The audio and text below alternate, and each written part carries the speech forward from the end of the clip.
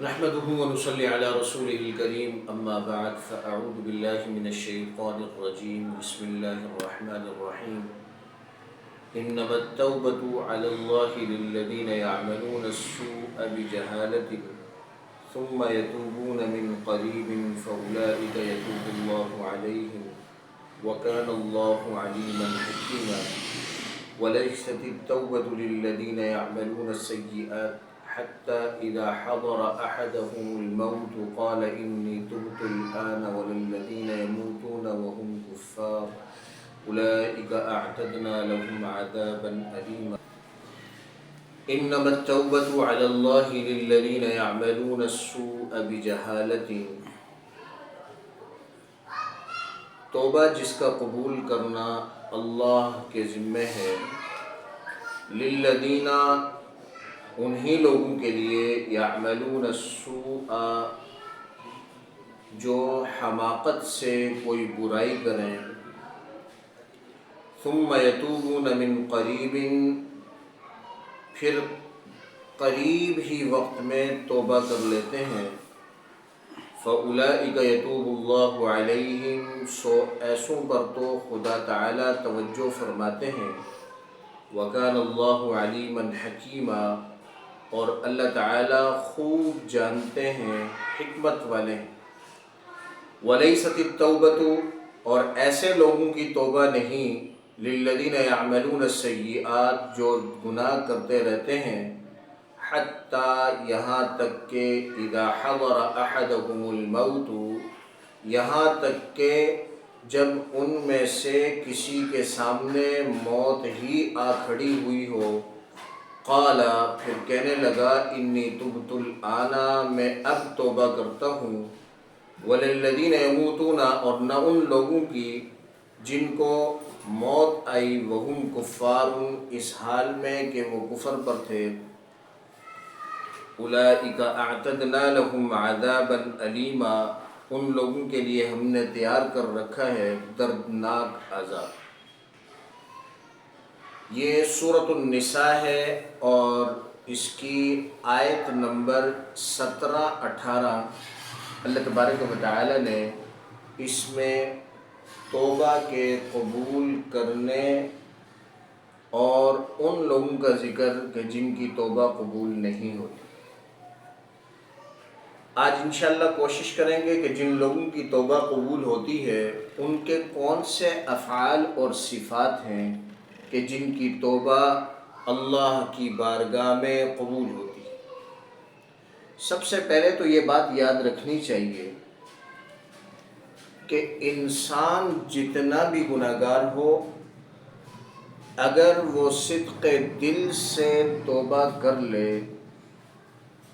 تو اللہ کے دربار میں مایوسی نہیں، بلکہ اللہ کی رحمت بہت وسعت والی ہے۔ لوگوں کو چاہیے کہ اللہ سے کبھی نا امید نہ ہو، کیونکہ مایوسی کفر ہے۔ اب گناہ کرنے والے کی کون سی ایسی کیفیت ہے کہ جس سے وہ گناہ کرے اور اس پر وہ توبہ کرے تو اس کی توبہ بھی قبول ہو جائے؟ قرآن مجید نے ان آیت کریمہ میں جو اللہ تبارک و تعالی نے صورت بیان فرمائی وہ یہ کہ وہ شخص کہ جس سے حماقت سے، جہالت سے گناہ ہو جائے،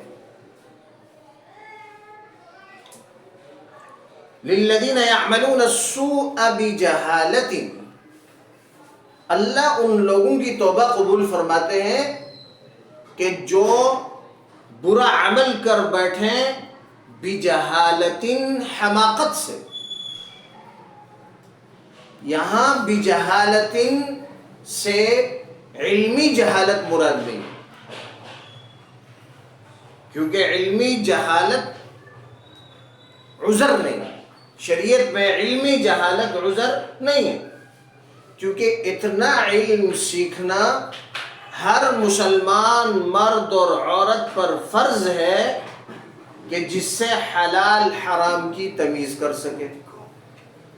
تو فرض کے درجے کا جو علم ہے یہ ہر شخص کے پاس ہونا ضروری ہے، اس لیے جہالت سے یہاں علمی جہالت مراد نہیں ہے کہ کسی کو پتہ ہی نہیں تھا کہ یہ گناہ ہے، بلکہ اس سے مراد حماقت سے گناہ کر بیٹھا، غلطی سے اس سے گناہ سرزد ہو۔ اب جب غلطی سے اس سے گناہ سرزد ہوا تو اللہ تبارک و تعالی نے اگلی صفت یہ بیان فرمائی اس کی کہ وہ فوراً ثم یتوبون من قریب، پھر وہ توبہ کرنے میں جلدی کر رہا ہے۔ گناہ ہوا، فوراً توبہ کی طرف، فوراً اللہ کی طرف متوجہ ہو گیا۔ اب فوراً جب اللہ کی طرف متوجہ ہوا تو اللہ فرما رہے ہیں فَأُولَئِكَ يَتُوبُ اللَّهُ عَلَيْهِ، ایسے لوگوں کی توبہ تو اللہ پر لازم ہے۔ حالانکہ عقیدہ یہ ہے کہ اللہ پر کوئی چیز لازم نہیں۔ اسلامی عقیدہ کیا ہے کہ اللہ پر کوئی چیز لازم نہیں، لیکن یہ جو الفاظ آتے ہیں علیہم کہ اللہ پر لازم ہے، کہ اعلیٰ کا معنی لازم، لزوم کو ثابت کرتا ہے، یہ اس لیے کہ اللہ تبارک و تعالی نے جو وعدے کیے ہیں اللہ اپنے وعدے کے خلاف نہیں کرتا، ان اللہ لا یخلف المیعاد۔ اس لیے اللہ تبارک و تعالی نے یہ وعدہ فرمایا کہ اگر کسی شخص سے گناہ ہو جائے اور وہ جلدی سے توبہ کر لے تو اللہ تبارک و تعالی اس کی توبہ کو قبول فرمائے۔ اب آیت کریمہ میں یہی صورت مراد ہے۔ ایک صورت اور ہے کہ انسان گناہ کرتا رہا، کر رہا ہے، بار بار کر رہا ہے، بار بار توبہ کر رہا ہے، بار بار کر رہا ہے، اور گناہ کرتا رہا یہاں تک کہ موت سے قبل اس نے توبہ کر لی تو اس کی توبہ بھی اللہ کے ہاں قبول ہے، لیکن یہ ایمان والے کی شان کے خلاف ہے۔ گناہ کر رہا ہے، کرتا چلا جا رہا ہے یہاں تک کہ موت سے قبل اسے موقع مل گیا اور اس نے توبہ کر لی، یہ ایمان والے کی شان کے خلاف ہے۔ کیوں؟ کہ ہمارے پاس جو زندگی ہے یہ زندگی قیمتی اتنی ہے کہ ایک سبحان اللہ کہا تو جنت میں درخت لگ گیا، بے ثبات اور بے یقینی اتنی ہے کہ اللہ کے محبوب پیغمبر فرما رہے ہیں جس کا مفہوم یہ ہے کہ مجھ محمد کو بھی اس بات پر یقین نہیں کہ جو پیر میں نے اٹھایا یہ واپس زمین پر رکھ سکوں گا، یہ نہیں۔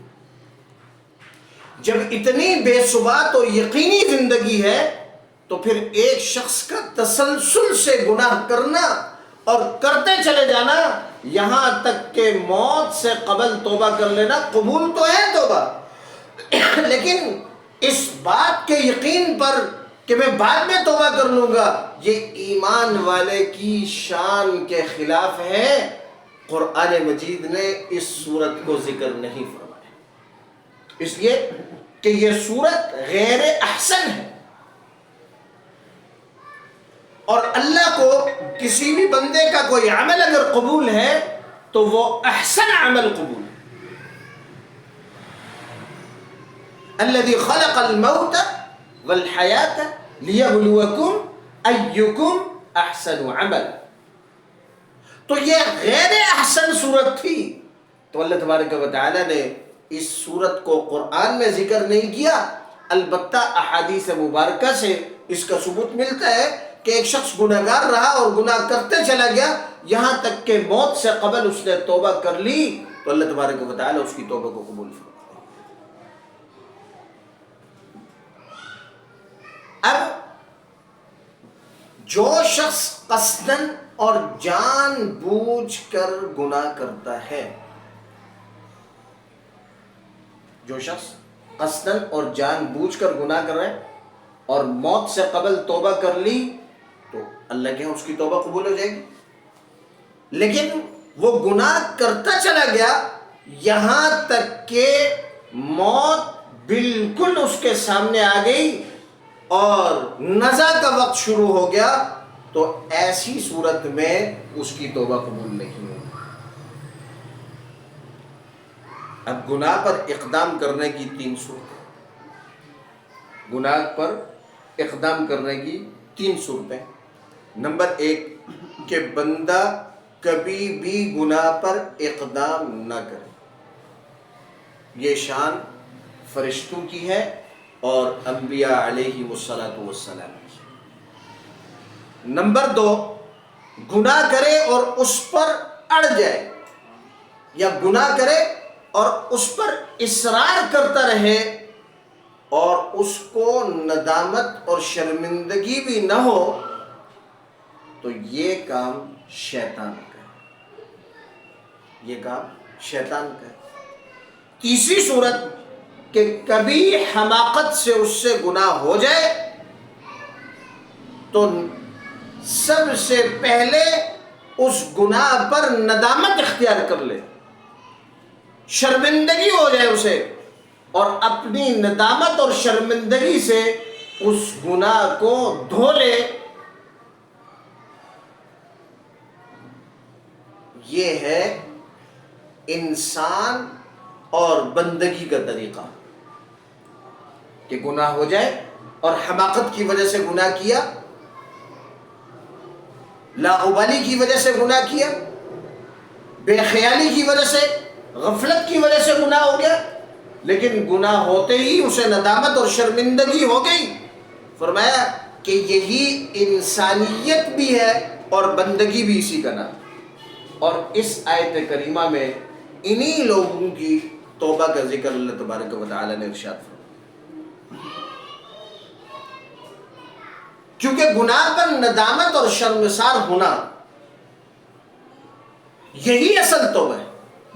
ندامت اور شرمسار ہونا یہی اصل توبہ ہے، کہ نبی کریم صلی اللہ علیہ وسلم نے ارشاد فرمایا الندم توبۃ والتائب من الذنب كمن لا ذنب له، او كما قال صلی اللہ تعالی علیہ وسلم۔ الندم توبۃ، شرمندگی، ندامت، اپنے گناہ پر شرمندہ ہو جانا، نادم ہو جانا، یہ جو شرمندگی ہے یہ توبہ ہے۔ والتائب من الذنب كمن لا ذنب له، اور توبہ کرنے والا ایسا ہے کہ جیسے اس نے گناہ کیا ہی نہیں۔ دوسری جگہ اللہ ارشاد فرما رہے یا ایھا الذین آمنوا توبوا الی اللہ توبۃ نصوحا، اے ایمان والو توبہ کرو، ایسی توبہ جو گناہوں کو مٹا دینے والی۔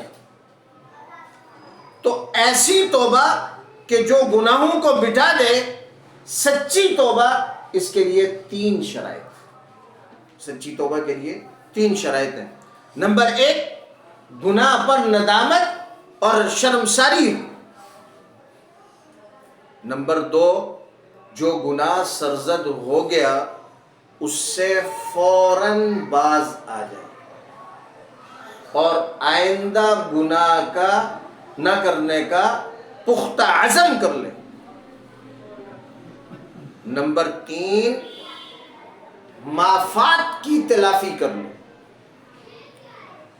کہ جو غلطیاں اور گناہ ہوئے اس کی تلافی کر لے۔ مثال کے طور پہ نماز چھوڑی، اس کی تلافی کیا ہے کہ نمازوں کو قضا کرے، جتنی نمازیں چھوٹ گئیں ان کی قضا کرے۔ روزہ چھوڑنا گناہ ہے، اب روزے چھوٹے ہوئے تو اس کی تلافی کیا ہے؟ اس کی تلافی یہ ہے کہ ان روزوں کی قضا کرے۔ اسی طریقے سے اگر زکوٰۃ ادا نہیں کی جبکہ کافی عرصے سے صاحب نصاب تھا، تو جتنے عرصے کی زکوٰۃ ادا نہیں کی اسے ادا کرنے لگ جائے۔ اور اگر کسی کا حق مارا ہے تو فوراً اس کا حق اسے واپس لوٹا دے یا اس سے معاف کرا دے۔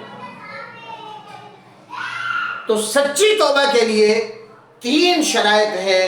نمبر 1 گناہ پر ندامت اور شرمساری ہو۔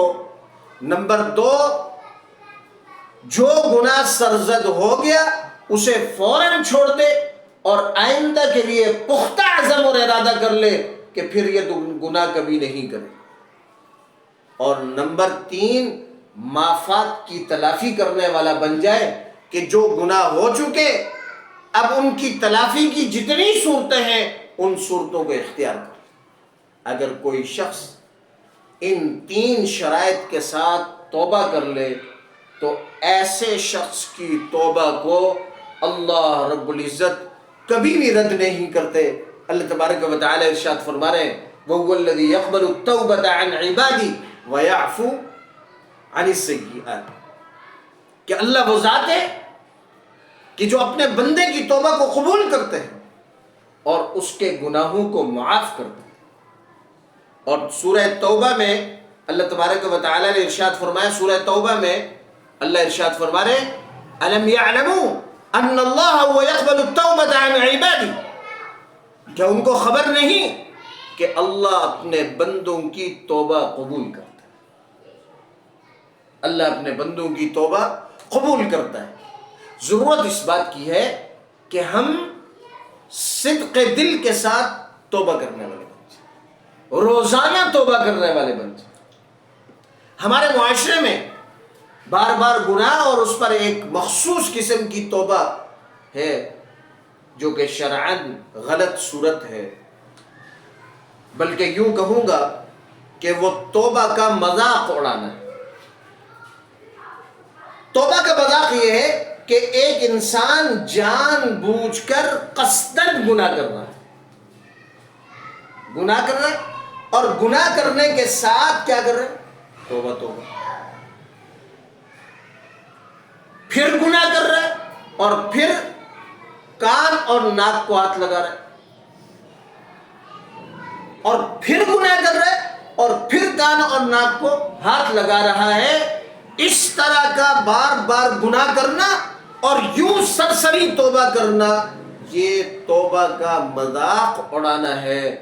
ایسے شخص کو اس عمل سے باز آنا چاہیے کہ اسے جب علم ہو گیا کہ یہ گناہ ہے اور اس گناہ پر اصرار بھی کر رہا ہے اور توبہ کی جو صورت شریعت میں مطلوب ہے وہ صورت بھی اختیار نہیں کر رہا بلکہ سرسری طور پر اپنے کان اور ناک کو ہاتھ لگا کر توبہ توبہ کے لفظ پکار رہا ہے، ایسی توبہ کرنا توبہ نہیں بلکہ یہ توبہ کے ساتھ مذاق اڑانا ہے.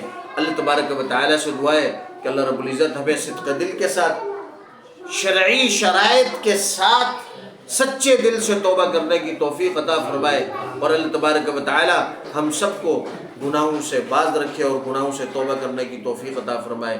وآخر دعوانا ان الحمد للہ رب العالمین. الحمد للہ رب العالمین اللهم انك عفو كريم تحب العفو فاعف عنا. اللهم انا نسألك الجنة الفردوس والنعيم. اللهم ارنا الحق حقا وارزقنا اتباعه وارنا الباطل باطلا. اللهم نحييك منا فاحيي على الاسلام ومن توفيته منا فتوفه على الايمان. اللهم رب زدني علما نافعا ورزقا واسعا وقلبا خاشعا بسبب یا اللہ سچے دل سے توبہ کرنے کی توفیق عطا فرما. ندامت اور شرمندگی یا اللہ اپنے گناہوں پر ندامت اور شرمندگی اختیار کرنے کی توفیق عطا فرما. یا اللہ فلسطین کے حالات بڑے سخت ہیں. یا اللہ خیموں کے اندر بھی بچوں کو قتل و غارت گری کا سلسلہ چل رہا ہے. یا اللہ اسرائیل اور اس کے ساتھ ملنے والی قوتیں وہ سب کے سب اس بات کو ٹھان چکی ہیں کہ وہاں کے مسلمانوں کو یا اللہ ان کی نسل کشی پر کھل گئے. یا اللہ نہتے مسلمانوں کی مدد فرما. یا اللہ نہتے مسلمانوں کی مدد فرما. یا اللہ اب تو آلات اتنے زیادہ ہو گئے کہ ان کی چیخ و پکار ہمارے کانوں میں ہماری آنکھوں کے سامنے ہے. یا اللہ ہمارا دل تو تڑپتا ہے. یا اللہ ہمارا دل تو دکھتا ہے لیکن یا اللہ ہم اس کا مداوع نہیں کر سکتے. یا اللہ ہم اس کا مداوع نہیں کر سکتے. یا اللہ تمام عالم اسلام کی یا اللہ گناہ کو معاف فرما دے. یا اللہ فلسطین کے مسلمانوں کی مدد فرما. یا اللہ ہم سب کو یا اللہ فلسطین کے مسلمانوں کو اپنی دعاؤں میں یاد کرنے کی توفیق عطا فرما دے. یا اللہ کوئی ایسا غیبی سلسلہ یا اللہ یہ دعا کرتے ہوئے یا اللہ ہمیں شرم بھی آتی ہے کہ اتنے مسلمان اور اتنے مسلم ممالک اور اتنی طاقت والے مسلم ممالک اس کے باوجود ہم غیبی مدد کے یا اللہ لیکن غیبی مدد آپ صلی اللہ علیہ وسلم نے عمل کر کے پھر آپ کی مدد کو ساتھ لیا ہے. ہم عمل نہیں کر پا رہے. آپ کی مدد پر یا اللہ ہمیں یا اللہ آپ کی مدد ہی کا آسرا ہے. یا اللہ آپ فلسطین کے مسلمانوں کے یا اللہ غیب سے مدد فرما. یا اللہ غیب سے مدد فرما دے. وہ تو میدان میں نکلے ہیں یا اللہ، انہوں نے تو اپنا سب کچھ آپ کے راستے میں لوٹا دیا، اپنی بیویاں لوٹا دی، بچے لوٹا دیے یا اللہ، معصوم بچوں کے چھیتڑے اڑوا دیے یا اللہ. وہ پیچھے ہٹنے کا نام نہیں لے رہے، وہ تجھ پر کٹنے کے لیے تیار ہو گئے. وہ تیری وہ سرزمین جو مقبول اور رحمتوں والی سرزمین ہے، اسے چھوڑنے کے لیے، کفار کے لیے اسے آزاد چھوڑنے کے لیے تیار نہیں یا اللہ. وہ تو تیری اس یا اللہ پاکیزہ سرزمین پر کٹنے کے لیے تیار ہو گئے یا اللہ. وہ تو میدان میں ہے یا اللہ، ہم تو ان کے لیے دعائی کر سکتے ہیں یا اللہ. یا اللہ آپ کے علم میں ہے یا اللہ، یا اللہ آپ کے علم میں یا اللہ، ان کی مدد فرما دے یا اللہ، ان کی مدد فرما دے. اللہم رب اغفر وارحم.